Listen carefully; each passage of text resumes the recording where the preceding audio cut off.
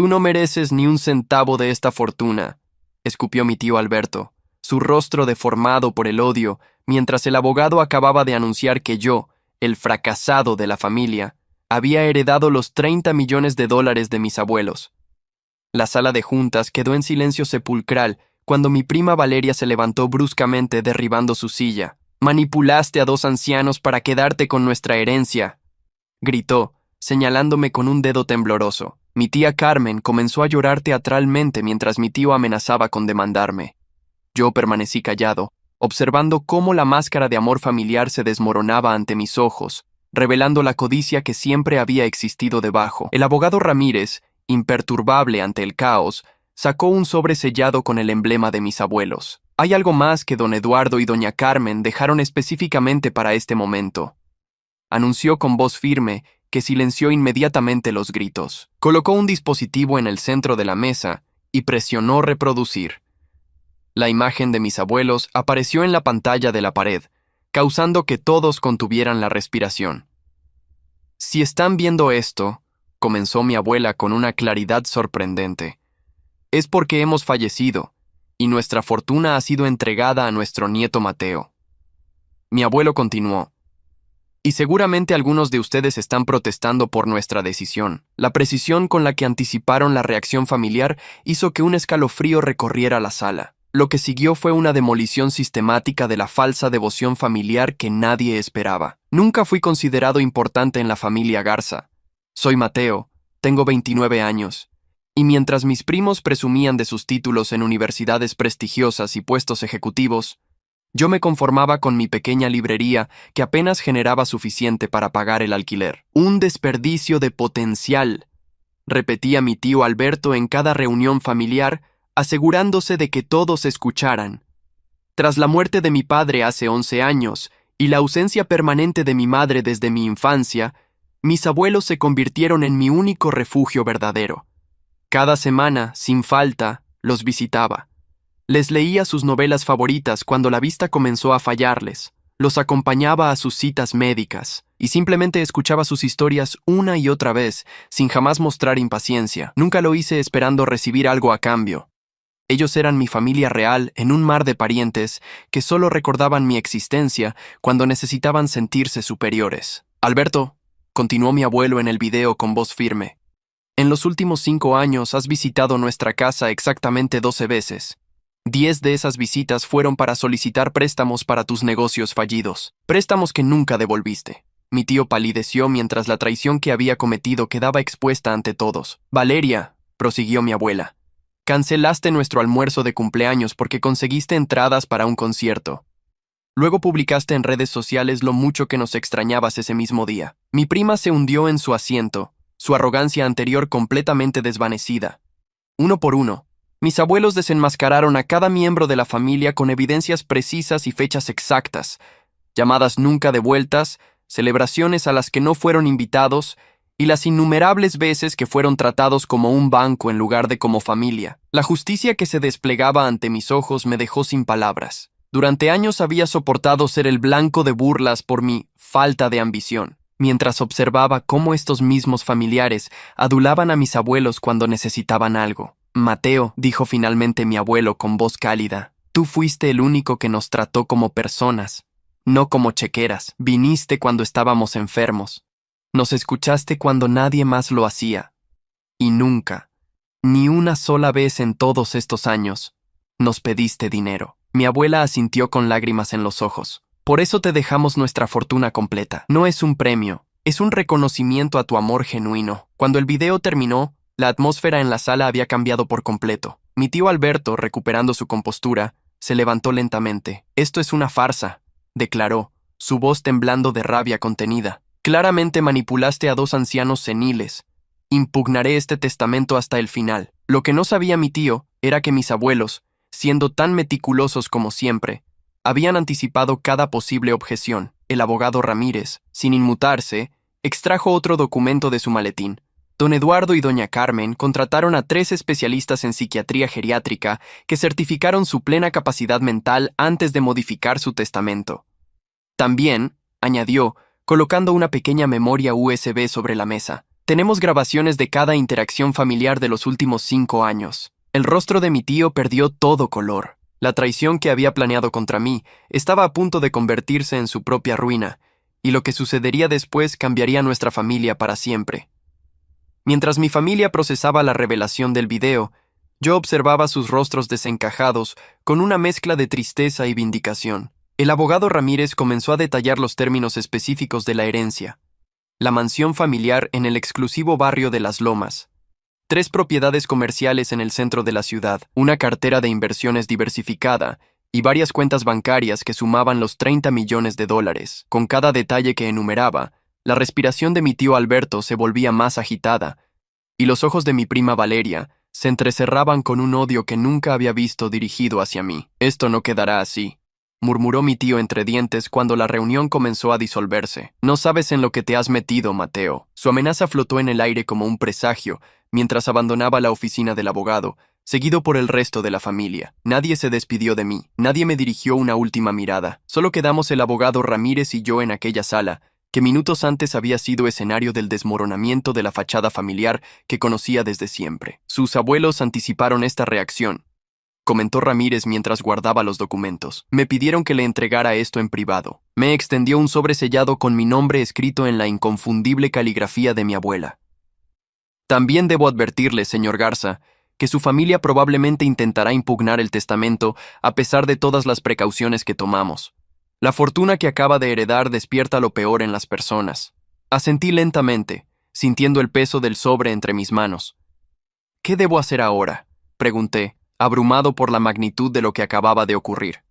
«Primero, necesitamos transferir los activos a su nombre. Después, le recomendaría contratar seguridad personal. La traición familiar puede manifestarse de formas inesperadas, especialmente cuando hay una fortuna de por medio». Sus palabras resonaron en mi mente mientras abandonaba el edificio, el sobre de mis abuelos firmemente guardado en el bolsillo interior de mi chaqueta. Al llegar a mi modesto apartamento sobre la librería, me senté en el gastado sofá que había comprado de segunda mano años atrás. La ironía no se me escapaba. En cuestión de horas había pasado de luchar por pagar el alquiler a ser multimillonario.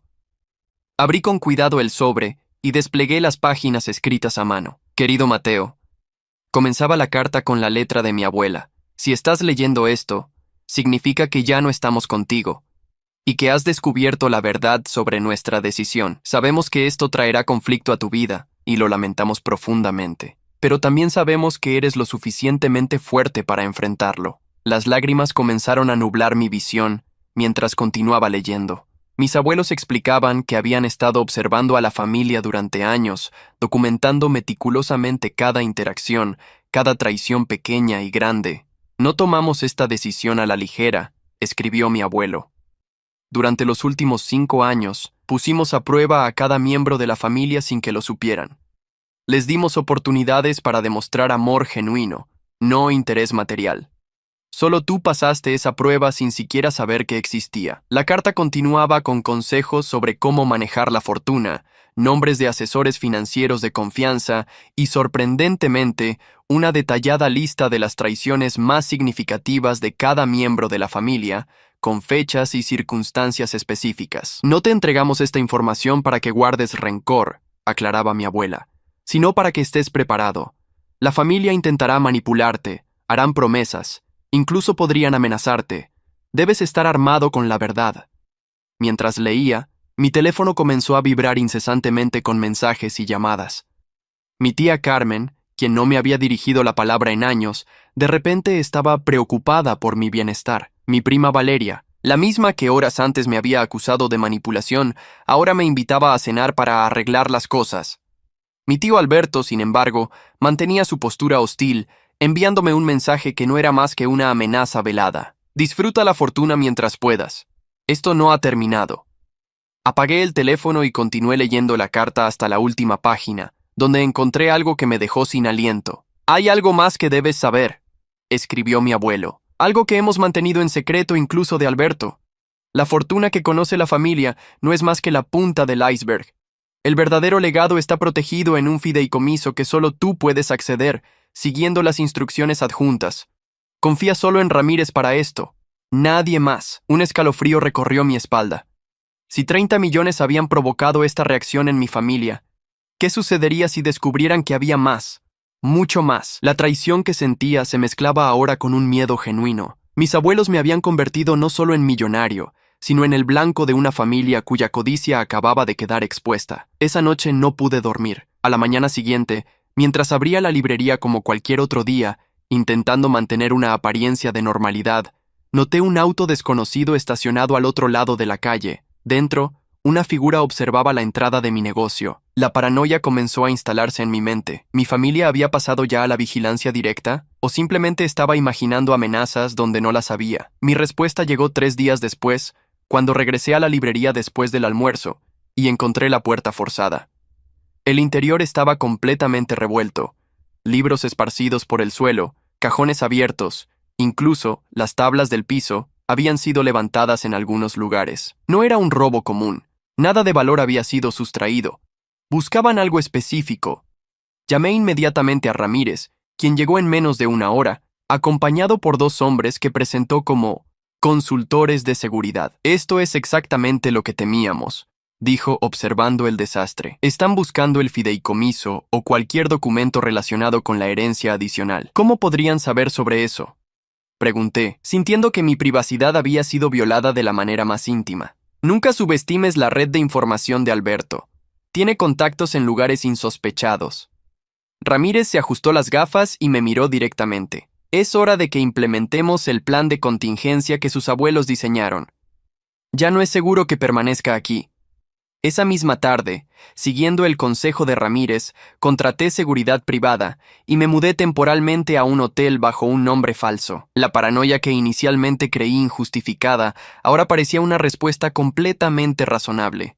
Mi familia, o al menos parte de ella, había cruzado una línea que jamás imaginé posible. La traición ya no era emocional, se había vuelto potencialmente peligrosa. Lo que no sabía entonces era que el allanamiento a mi librería era solo el principio. Alberto estaba dispuesto a llegar mucho más lejos para arrebatarme lo que consideraba suyo por derecho, y yo tendría que enfrentar una batalla para la que no estaba preparado, utilizando recursos que nunca supe que poseía. 2 semanas después del allanamiento, recibí una llamada de Ramírez. Su voz sonaba tensa, urgente. Necesito que venga a mi oficina inmediatamente. Han presentado una demanda formal contra el testamento. Al llegar al despacho del abogado, encontré a Ramírez revisando una pila de documentos legales con expresión grave. Su tío ha contratado a Fernández y Asociados, me informó, refiriéndose a uno de los bufetes más prestigiosos y agresivos de la ciudad. Están alegando que sus abuelos fueron indebidamente influenciados y que padecían demencia cuando modificaron el testamento. Pero usted dijo que teníamos certificados médicos, que todo estaba en orden, respondí, sintiendo que el suelo se movía bajo mis pies. Y los tenemos. Pero Fernández es conocido por fabricar evidencia cuando es necesario. Ramírez se quitó las gafas y se frotó los ojos cansados. Han conseguido que un supuesto enfermero que atendió a sus abuelos firme una declaración afirmando que mostraban signos claros de deterioro cognitivo. Eso es mentira.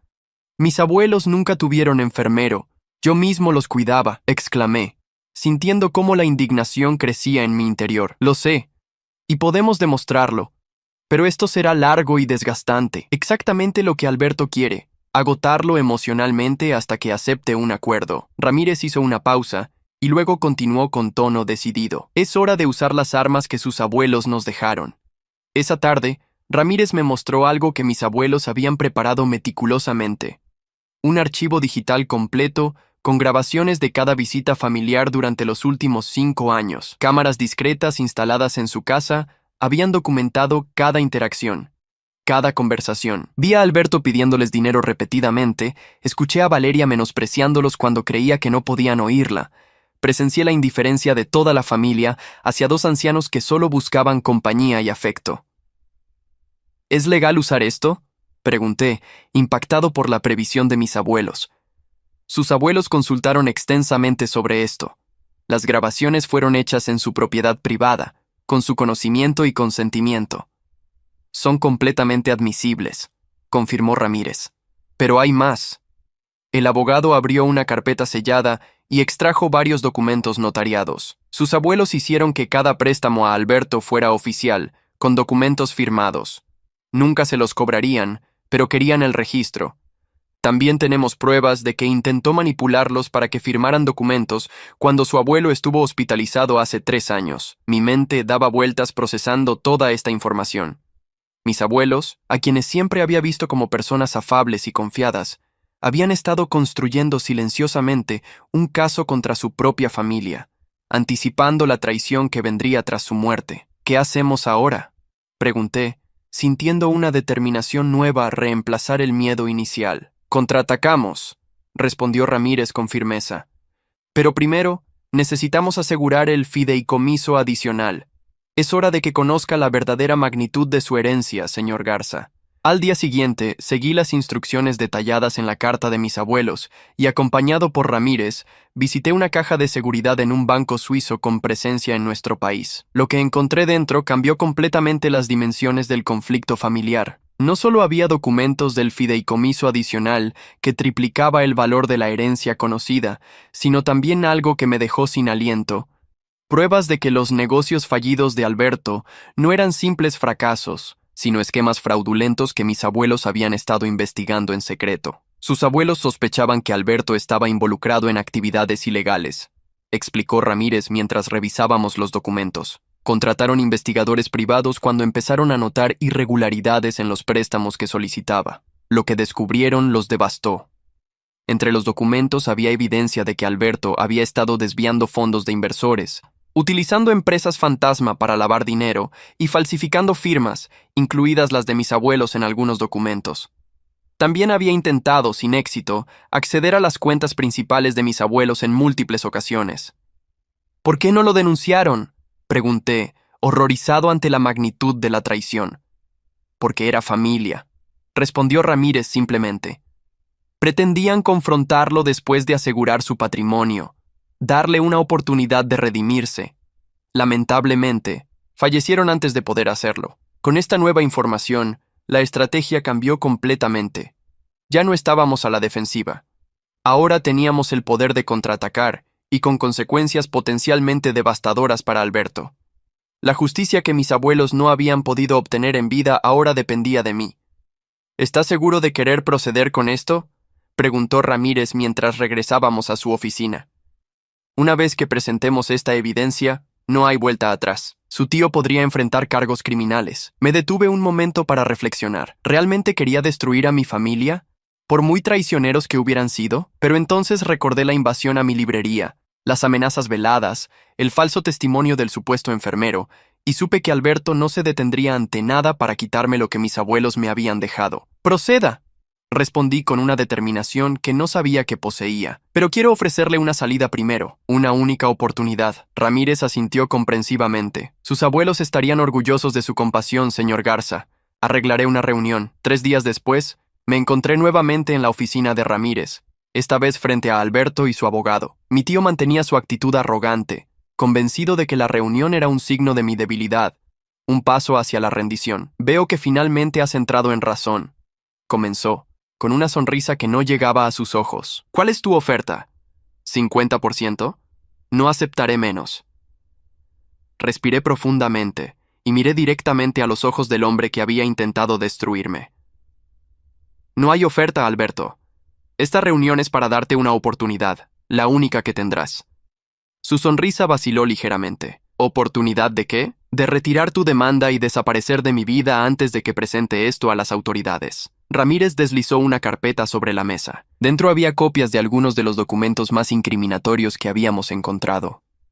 El abogado de Alberto revisó rápidamente el contenido y vi cómo su expresión profesional se desmoronaba con cada página que pasaba. Le susurró algo urgentemente a mi tío, quien arrebató la carpeta y comenzó a revisar los documentos frenéticamente. Esto está fabricado, balbuceó, pero el temblor en su voz traicionaba su pánico. No puedes probar nada. Tenemos los originales, Alberto. Y mucho más que no está en esa carpeta, respondí calmadamente. Los abuelos lo sabían todo. Cada estafa, cada firma falsificada, cada centavo desviado. La realidad de su situación comenzó a asentarse en su rostro. Ya no estaba frente al sobrino tímido y manipulable que creía conocer. La fortuna que tanto codiciaba ahora representaba su ruina potencial. ¿Qué quieres?, preguntó finalmente, toda su arrogancia anterior reemplazada por miedo palpable. Que retires la demanda, firmes un acuerdo de no contacto con validez legal y nunca más te acerques a mí ni a nada relacionado con los abuelos, respondí sin dudar. A cambio, estos documentos permanecerán privados. ¿Y si me niego? Entonces todo esto irá directamente a la fiscalía, intervino Ramírez. Y según mi experiencia, estaríamos hablando de 15 a 20 años de prisión, como mínimo. La habitación quedó en silencio mientras Alberto consideraba sus opciones, que en realidad se reducían a una sola. Finalmente, con un gesto derrotado, asintió. «Redacten el acuerdo», murmuró. «Lo firmaré». Cuando Alberto y su abogado se marcharon, me quedé solo con Ramírez, procesando lo que acababa de ocurrir. Había ganado, pero la victoria tenía un sabor agridulce. Mi familia estaba irremediablemente rota, no por mi herencia, sino por la codicia que la había consumido mucho antes de que mis abuelos fallecieran. ¿Hice lo correcto?, pregunté, más para mí mismo que para Ramírez. Creo que sus abuelos estarían orgullosos, respondió el abogado. Ofreció misericordia cuando podría haber elegido venganza. Eso dice mucho sobre usted, señor Garza. En los días siguientes, Alberto cumplió su parte del trato. La demanda fue retirada y el acuerdo de no contacto quedó firmado y notariado. Valeria y el resto de la familia, al ver que Alberto se retiraba, comenzaron a distanciarse también, abandonando sus intentos de acercamiento interesado. La paz llegó a mi vida, pero junto con ella, una soledad que no había anticipado. Mi librería, una vez mi refugio, ahora parecía pequeña y vacía. La fortuna que había heredado me ofrecía posibilidades ilimitadas, pero ninguna dirección clara. Pasé semanas reflexionando sobre lo que realmente quería hacer, sobre cómo honrar el legado de mis abuelos más allá de simplemente proteger su patrimonio. La respuesta llegó un mes después, mientras reorganizaba los libros dañados durante el allanamiento. Entre ellos encontré un viejo álbum de fotos que mis abuelos me habían regalado años atrás. Al hojearlo, me detuve en una fotografía particular. Mi abuelo, joven y sonriente, frente a una biblioteca pública recién inaugurada en un barrio desfavorecido. La imagen estaba acompañada de un recorte de periódico, donde se destacaba su donación anónima que había hecho posible esa biblioteca. Nunca hablaban de sus donaciones, recordé en voz alta. Esa había sido su forma de usar su fortuna. Discretamente, sin reconocimiento, simplemente haciendo el bien donde veían necesidad. En ese momento, supe exactamente qué hacer. Contacté a Ramírez y comenzamos a diseñar una fundación educativa que llevaría el nombre de mis abuelos.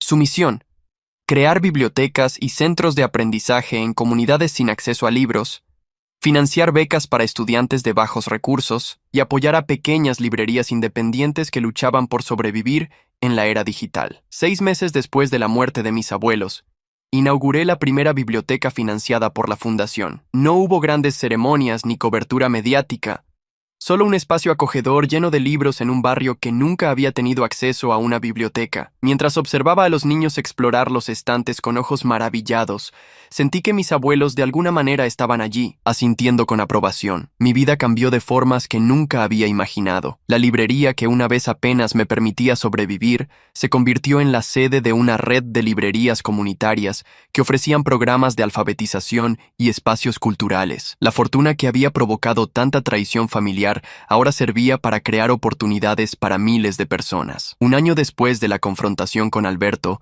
recibí noticias suyas a través de Ramírez. Mi tío había intentado reconstruir sus negocios en otra ciudad, pero su reputación lo había seguido. Sin el apoyo financiero de mis abuelos y con inversores cada vez más sospechosos de sus propuestas, estaba prácticamente en bancarrota. Valeria, quien siempre había dependido de la generosidad familiar, ahora trabajaba como vendedora en una tienda departamental, lejos del estilo de vida lujoso al que estaba acostumbrada. No sentía alegría al conocer sus circunstancias, pero tampoco remordimiento. Cada uno estaba cosechando las consecuencias de sus propias acciones, una justicia poética que no había buscado pero que parecía inevitable. Una tarde, mientras supervisaba la construcción de la tercera biblioteca de la fundación, recibí una visita inesperada. Una mujer mayor, con un niño de aproximadamente 10 años, se acercó tímidamente. «¿Señor Garza?», preguntó con voz suave. «No sé si me recuerda». Soy Dolores. Trabajé como cocinera para sus abuelos durante muchos años. La recordé inmediatamente. Dolores había sido parte de la vida de mis abuelos desde que yo era niño, siempre discreta y amable, preparando las comidas que compartíamos durante mis visitas. Por supuesto que te recuerdo, Dolores, respondí con una sonrisa sincera. ¿Cómo has estado? Bien, gracias a Dios. Este es mi nieto, Gabriel, presentó al niño, que me observaba con curiosidad. Le he hablado mucho de usted y de sus abuelos. Cuando nos enteramos de la biblioteca, quiso venir a conocerlo. Conversamos durante un rato sobre mis abuelos, compartiendo recuerdos que hicieron que me sintiera conectado nuevamente con ellos. Antes de despedirse, Dolores me entregó un pequeño paquete envuelto en papel simple. Su abuela me dio esto poco antes del accidente, explicó. Me pidió que se lo entregara si alguna vez las cosas se complicaban con la familia. Supongo que ahora es un buen momento. Dentro del paquete encontré un antiguo reloj de bolsillo que había pertenecido a mi bisabuelo y una nota breve escrita por mi abuela. Para Mateo, quien comprende que el verdadero valor no está en los objetos que heredamos, sino en las lecciones que nos enseñan. El tiempo es el único recurso realmente limitado. Úsalo sabiamente, con aquellos que lo merecen. Esas palabras resonaron profundamente en mí, mientras continuaba construyendo el legado que ahora sentía como una responsabilidad sagrada. La traición familiar que había experimentado, aunque dolorosa, me había liberado para crear algo mucho más significativo que cualquier fortuna material. 3 años después de la muerte de mis abuelos, la Fundación Garza había establecido 15 bibliotecas, otorgado más de 200 becas y salvado docenas de librerías independientes de la quiebra. Mi vida, que una vez había parecido pequeña e insignificante a los ojos de mi familia, ahora tenía un propósito que trascendía cualquier expectativa que hubiera tenido. En una fresca mañana de otoño, mientras caminaba por los terrenos de la que había sido la mansión de mis abuelos, ahora convertida en un centro cultural y residencia para escritores becados, me detuve frente a los retratos de don Eduardo y doña Carmen que presidían el salón principal. Tenían razón, murmuré, como si pudieran escucharme. La verdadera herencia nunca fue el dinero. En ese momento comprendí plenamente lo que mis abuelos habían intentado enseñarme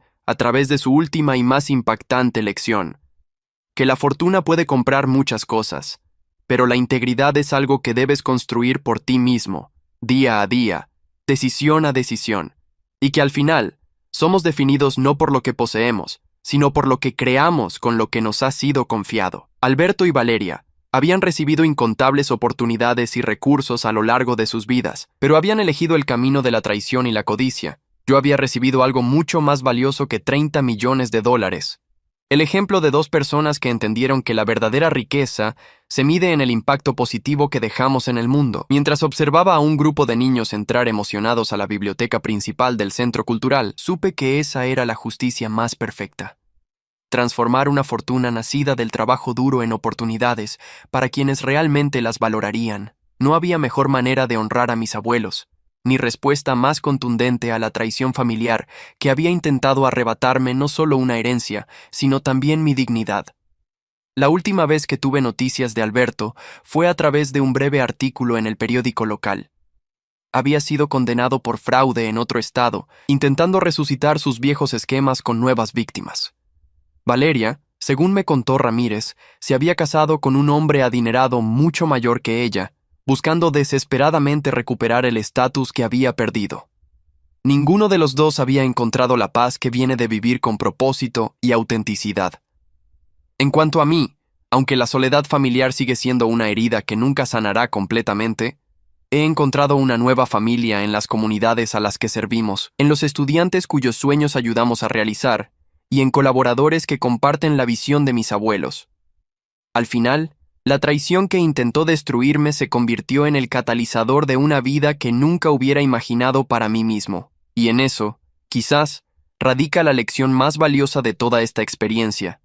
A veces, lo que parece nuestra mayor pérdida puede convertirse en nuestro camino hacia un propósito mayor, si tenemos el coraje de seguir adelante con integridad y compasión.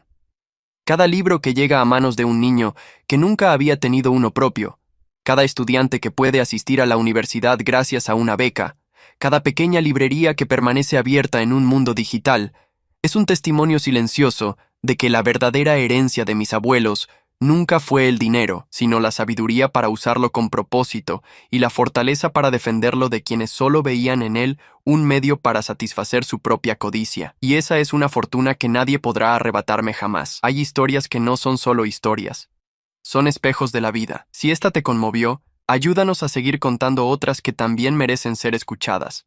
Dale hype a este video para que más personas puedan verlo. Muchas gracias y que tengas un excelente día.